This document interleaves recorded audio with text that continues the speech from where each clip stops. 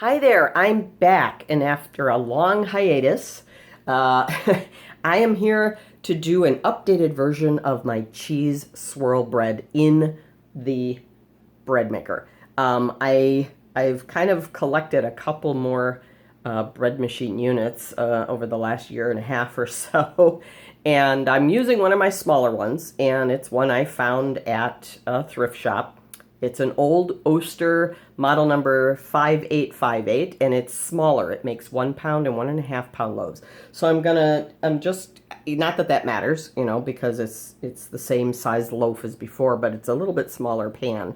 So the updated is I'm gonna use a couple extra cheeses and a few more herbs and spices. But the basic dough recipe is the same. So let's get started right away. I have also, I just want to make a note, make sure, because I always forget to say this, make sure any ingredients that have to come out of the fridge, like an egg, milk, butter, whatever, although there's no butter or fat in this, but anything you're going to use for baking, whether it's in the machine or the oven, make sure you bring it to room temp. If you forgot and you've got the itch to bake anyway, pop the milk in your microwave at 20-second bursts just to make it warm. You don't want it hot, like scalding, because you don't want to ruin the milk. You don't want to kill your yeast or anything like that. You just want to be able to put your finger in there and it's nice and warm, but not too hot. So that's what I did here. I have my 2/3 cup of milk, and my egg was really cold. So after I pulled this out of the microwave, I just cracked my egg right into the milk to warm it up a little bit. So you'll see that come out there. This also calls for a little bit of water. So, and as with any bread maker, all the liquids go in first. So I'm gonna get those cups out of my way. All right, and then since this doesn't have any oil, we're gonna move on. We have our milk, water, and egg. I'm gonna put in my bread flour. And again, the recipe will be listed under the video in the description box. So please look there. I get so many, that's gotta be one of the #1 questions I get is how much of this did you put in? How much of that did you put in, or whatever? And it's all right there. So I'm saying it in the video again. And I will put that little line at the top where the recipe begins, that here it is. If you want it, you can print it, write it, just take it off your tablet, whatever you're reading it from. Okay, so we have our flour in there. And now we're gonna put in, we need the sugar because we need to feed the yeast. So I'm gonna put that in. Now, in case you're wondering why my sugar isn't really white, I just use the natural cane sugar. It's exactly the same. The only difference is it hasn't been bleached. Works the same, tastes the same, no matter what you use it for. In baking, sprinkled on your cereal, put in your coffee, whatever. It's the same. It's just not bright white. All right, and then salt. Now, salt I'm going to put in the corner because I don't want it to touch my yeast right away. Okay, and then I'm just going to take my measuring spoon. I'm just going to make a little well on top here. And this calls for a teaspoon of yeast. Now, normally, I only use active dry yeast. I'm not a big fan, generally speaking, of the quick acting or the instant yeast or what's otherwise known as bread machine yeast, just because I don't feel like I have as much control of it. I am going to use it here today because I did have some SAF instant yeast in my freezer, and SAF is an excellent brand. It's wonderful. In case you didn't know, it's produced by the same company that makes Red Star yeast. It's the same company. SAF is kind of like their primo or more professional line, but the SAF yeast is wonderful. So I'm going to go ahead and use it in this recipe, and I've never used the instant yeast for this particular bread with the swirl, so we'll see how it comes out. I can't imagine it's going to be a whole lot different, but we'll see. So at this point, we are ready to take it to the bread machine. So let me pause real quick and we'll step over there. Okay, we're at the bread machine on the other side of my kitchen. I'm limited as to where I can plug this thing in because bread machines have notoriously short cords. So this is the kind you just push it straight down to snap it in. And I'm sorry for the lack of view. Let me tilt you. For some reason, I think this one is just taller, and sorry about the shadow. So there's, everything is ready to go. I'm also having some issues with my tripod. The part that's holding my camera wants to fall off. So Fingers crossed it doesn't fall into the dough. All right, so I'm going to go ahead and set this for the dough cycle, which on this machine is the number 7. So I'm going to come around here real quick here. All right. 3, 4, 5, 6, 7, dough cycle, and then hit start.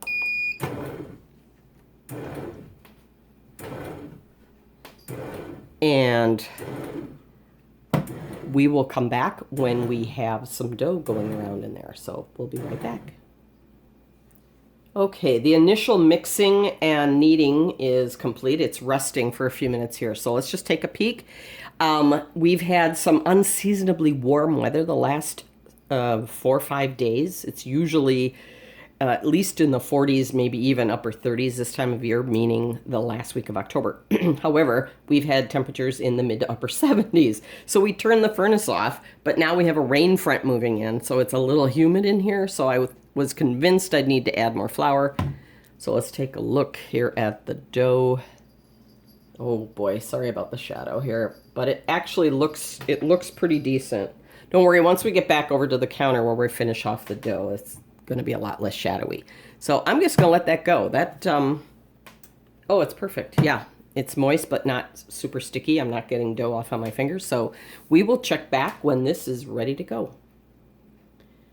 All right, that seemed like an eternity, that hour and a half, but our dough cycle is finished, and let's, oh wow, look at that. Oh my gosh.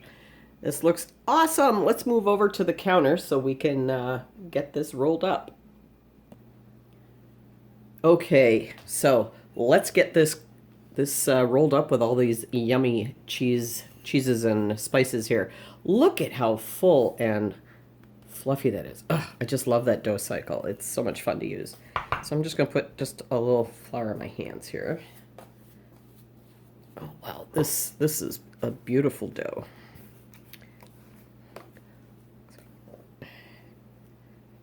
All right, come on.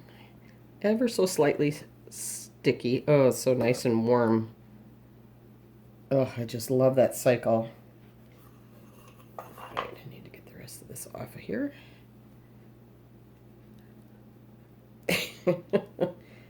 Stringy, stringy. Come on, let go. All right, I've got a bit of dough left in here. Let's get all that out. I don't want to waste any of this. This is beautiful stuff here. It smells awesome. I just love the smell of the yeast in that fresh dough.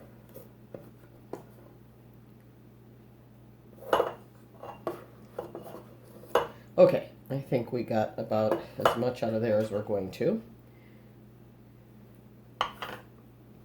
Okay, so let's get a little flour on that. And I don't want to, just like my other videos where I'm rolling the dough to form something else like a spiral or whatever. I don't want to overwork this. I don't want to start kneading it because it will get really springy and elastic and it will fight me as I'm trying to spread this out. So we don't want that. So I'm going to see if I can use my rolling pin here to get this a little bit thinner. I don't want it really wide because it needs to be able to fit back in my loaf pan there. So let's just get this kind of an even thickness more than anything else.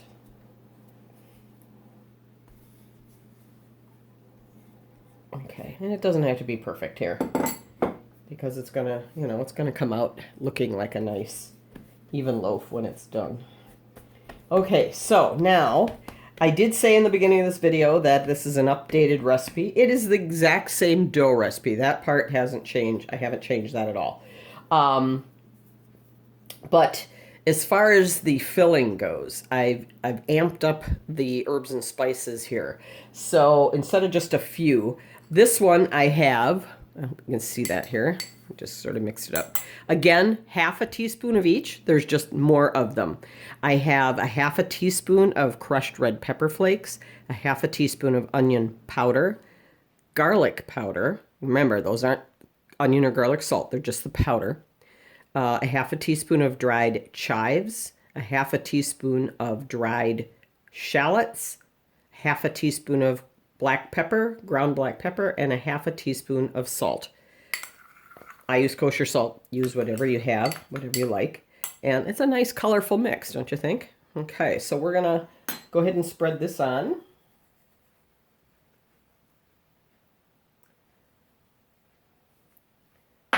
And let's see, I'm going to even those out. We've got chives all on one end. There we go. I'm just going to kind of spread that out with my hands. And then, just like before, so I'm leaving the ship here. Press them in so they don't all, roll to one side as I'm rolling up the dough. We don't want to do that. All right, let me get my cheeses here. So this time around, same thing. I've got some deli fresh grated parm.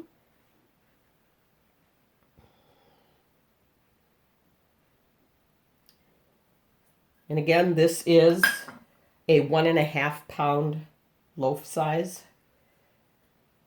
So that would be what the ingredient measurements are for, and for that size on my bread maker. Although I'm only using the dough cycle and the bake cycle, so those options on the bread maker aren't quite as crucial at this point. And then I have about a cup of freshly shredded mozzarella, and I shredded this while I was waiting for the dough to finish up in that cycle. It's so much better than the pre-shredded stuff. It doesn't have any of that anti-caking stuff in it to keep the cheese from sticking together. So this just melts so much nicer. And let's face it, it tastes better too. So let's start rolling here. Try to get this nice and tight. Oh, this dough is so soft. And the spices and the cheese, God, the smell's so good. I wish you could smell this right now. I'm just going to turn my ends in a little bit because sometimes when you start rolling it up, it's so soft it wants to kind of spread out. And this is a relatively small baking pan. This particular machine, like I think I mentioned earlier at the beginning of the video, is only for a 1 pound or 1.5 pound loaf. It does not make anything larger than that. So the pan is not, it's not real big. Sleeves keep coming down. All right, I'm going to tuck those under just a little more simply because the pan is not very long. And we'll accordion that a little bit. I'm just going to pause the video for a sec here because I want to wash the pan because there's still some dough stuck in there and I just don't want all that burned on the outside of my loaf. So just hold on a second. Okay, all cleaned up. And then what I did is I just took my cooking oil spray and just shot a little bit of oil right on the post there just to make sure it slides out easily. I just hate you go through all that trouble and make sure the paddle's not in there and then it's still difficult to get out. So we're just going to park that gently down in there. So see that there.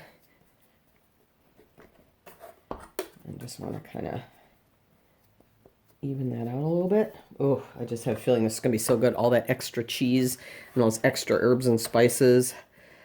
Oh, this is going to be so good. All right, back to the bread machine.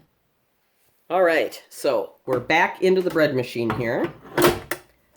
Push it down. Now, I'm not going to bake it yet. We're going to close it. I'm going to set my timer that I have on the fridge for about 30 minutes. So, because we need it to rise first. So let's meet back here in half an hour and see where we're at. Okay, my timer went off. That was 30 minutes. It looks like it's risen really, really well. And I do apologize again for the shadow. I don't know if it's hard to tell, but from the camera angle, but it did rise very nicely. So I'm going to go ahead, close that, and get this set up for the bake cycle. And I have a feeling this is one of those that needs to be unplugged to reset it. It's pretty old.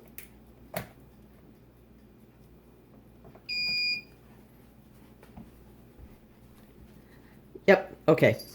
So now we're going to go for cycle number 8 for the bake only. There we go, 8, bake only, and that's 1 hour. We'll see you back here when the bread is finished. Okay, our bread is done. It smells so good in here. This has just been an agonizing wait. Oh, look at that. We did get a split in the middle. I will show that to you a little bit closer when we get over to the counter here. This smells incredible. See, I got a split down the middle, but look at that shine. That is the mozzarella and the Parmesan cheese busting through. Oh, man. I cannot wait to dive into this, and I have to wait for it to cool. Ah. Oh, I see oiling the post really helped. Okay, but the handle is getting in the way. There we go. Okay, let me get rid of this. Wow, look at that, how clean that is. Usually I have some bread stuck to it despite my best efforts, but that came out beautifully clean. Okay, so here is our finished loaf. Is that gorgeous or what? Yeah, look at the cheese that oozed. Made a nice little tasty crust. Let's see, and by pulling that paddle out, we just have that tiny little divot there. Sounds good. It's got good heft to it. All right, now we just need to slice into this when it cools down. I did want to we got to wait for that to cool anyway.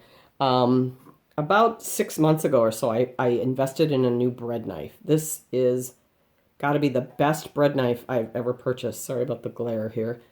This is a Mercer, and it is the offset style. They also have it in the straight classic style where the blade here is actually even with the handle. I chose the offset, and it makes slicing bread, especially hard breads, hearty breads like sourdough and freeforms that have that really thick, crunchy crust. And your knuckles stay, if you can see that, stay above the cutting board or whatever surface you're working on. So it just makes slicing that much easier. And boy, is this thing sharp. You want to be super careful with it. It is available on Amazon, although I bought mine from a private seller, local. But you can find these on Amazon. They even have different color handles. You know, it's black with, I think it comes in a bright green, a purple, a red. But I chose the white because I'm boring. So let's slice into this in a moment. Okay, it has cooled for a little bit here. It's still a little warm, but quite frankly, I can't wait anymore. I just gotta cut into this. Oh my Lord, it smells awesome. Just look at that cheese for a minute here. Man alive. Okay, so let's cut into this, and I'm going to cut a little deeper in the hopes that we get a better view of that spiral in there. You can see it sort of saws down without pressing down and squashing your loaf. I love this knife. Whoa! Oh, Lordy, look at that. Look at that cheese in there. Oh, man, and soft. It's still just a little warm. Oh, my God. Let's take a look at the loaf. Oh, and there's an extra pocket up here, which I'm guessing the spiral extends here. If I cut in a little deeper, you'd get the whole thing. This is awesome. I cannot wait to taste this. That's a really thick slice. I'm gonna cut myself a slice here. I'll save that for my husband when he gets home tonight. He always likes the heel anyway. And kind of tongue-in-cheek gives me grief about taking it whenever I bake bread. It's like, you know what? I'm the cook, so I'm gonna butter it, but I want to just taste this right here. Got a little bit of cheese in there.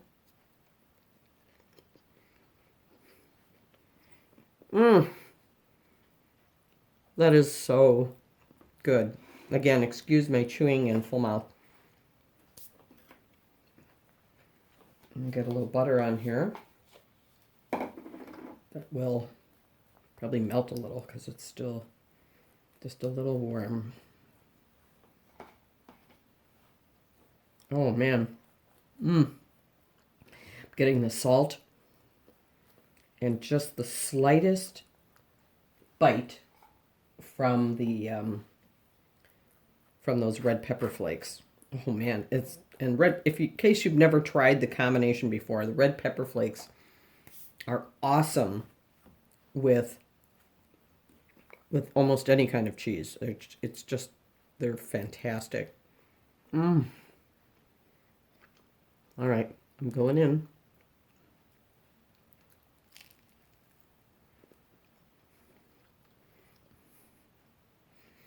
What a perfect thing to make and devour on a gloomy, rainy day in October.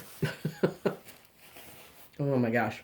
Again, I will have the recipe listed below. Below the video, just click the see more icon and the whole recipe will be there with instructions. Give this a try. It is so good. I did want to mention too that while it was rising before the bake, it suddenly dawned on me.